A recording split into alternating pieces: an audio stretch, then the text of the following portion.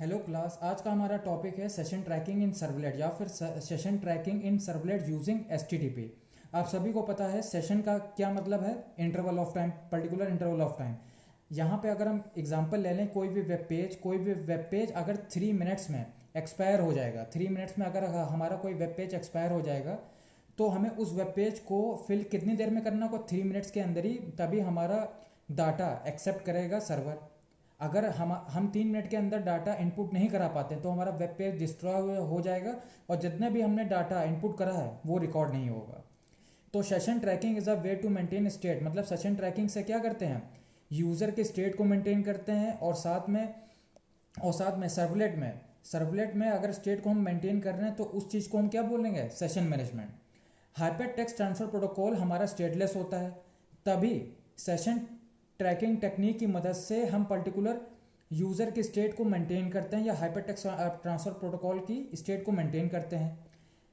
Each time user request to the server, हर time जब user request करता है डाटा के लिए यूज़र से, सर्वर से, तो सर्वर हर बार उसकी रिक्वेस्ट को, जैसे यहाँ पे आइए, यहाँ पे हर बार जैसे एक ही क्लाइंट है, एक क्लाइंट ने पहली रिक्वेस्ट भेजी तो वो उस रिक्वेस्ट को कैसा मानेगा, new request.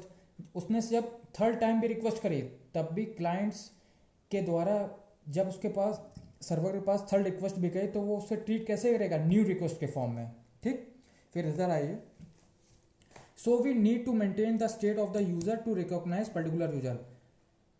Hyper text transfer protocol stateless होने की वजह से हम सेशन ट्रैकिंग टेक्निक्स का यूज़ करके एक पर्टिकुलर यूज़र की स्टेट को मेंटेन करते हैं। किसकी हेल्प से, सेशन की हेल्प से। So we need to maintain the state, तभी हमें ज़रूरत पड़ती है पर्टिकुलर यूज़र की स्टेट मेंटेन करने के लिए। Hyper text is stateless, that means each request is considered as the new request.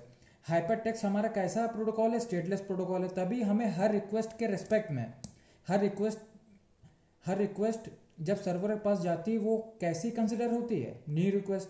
All the request and response are independent, हर रिक्वेस्ट और हर रिस्पॉन्स डिपेंडेंट नहीं होता है, वो इंडिपेंडेंट होता है। जैसे आप यहाँ पे देख सकते हैं, session tracking is use to recognise a particular user. Session tracking केवल क्या करता है, सेशन ट्रैकिंग यूजर की पर्टिकुलर स्टेट को मेंटेन करते हुए पर्टिकुलर यूजर को ट्रैक करता है और पर्टिकुलर यूजर की डिटेल सेव कर लेता है।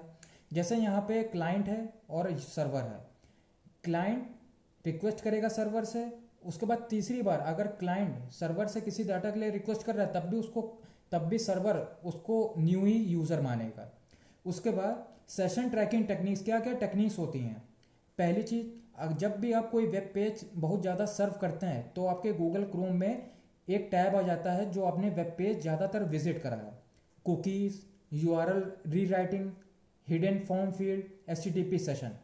अब देखिए, मैं आपको अगली चीज़ बताने जा रहा हूँ, हाउ सेशन वर्क्स, कि सेशन वर्क कैसे करता है। जैसे कोई भी क्लाइंट की आईडी, जैसे आप जीमेल का सर्वर है, जीमेल का सर्वर काम कैसे करेगा। जैसे आप जब भी जीमेल पे लॉगिन करते हैं, जीमेल पे जब आप लॉगिन करते हैं तो आपके लॉगिन क्रेडेंशियल्स किसके पास होते हैं, सर्वलेट के पास या सर्वलेट के सेशन के पास। जो सेशन होता है हमारा, जितनी देर आपका पर्टिकुलर वेबसाइट का सेशन ऑपरेट होता रहता है, जितनी देर पर्टिकुलर वेबसाइट का सेशन चलता रहता है, उतनी देर उसके लॉगिन क्रेडेंशियल्स उस सर्वलेट के सेशन के पास स्टोर रहता है। जैसे ही सेशन एंड हो जाता है तो वहाँ पे सेशन अपना डाटा सर्वलेट के पास स्टोर करा देता है।